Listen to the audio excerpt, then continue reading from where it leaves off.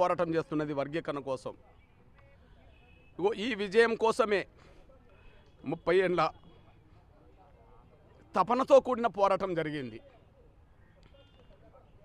ఒక జాతికి జరిగిన అన్యాయాన్ని సరిదిద్దడం కోసం జరిగిన పోరాటంలో, జాతిని గెలిపించుకోవడం కోసం జరిగిన పోరాటంలో ఎంతోమంది ఎంఆర్పిఎస్ నేతలు తమ ప్రాణాలను కోల్పోయారు.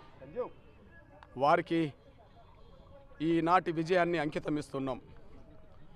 30 ఏళ్ళుగా అలుపెరగని పోరాటం చేస్తూ వచ్చిన, కష్టాలు వచ్చినా, బాధలు వచ్చినా, దెబ్బలు తగిలినా, జైలు పాలైనా, నిందలు పడ్డా, ఎన్ని రకాలుగా అవాంతరాలు అడ్డంకులు ఎదురైనా మొక్కవోని దీక్షతో, అకటింత పట్టుదలతో 30 ఏళ్ళుగా ఉద్యమాన్ని ముందుకు నడిపించిన ఎంఆర్పిఎస్ మాదిగ బిడ్డలందరికీ ఈ విజయాన్ని అంకితం ఇస్తున్నాం.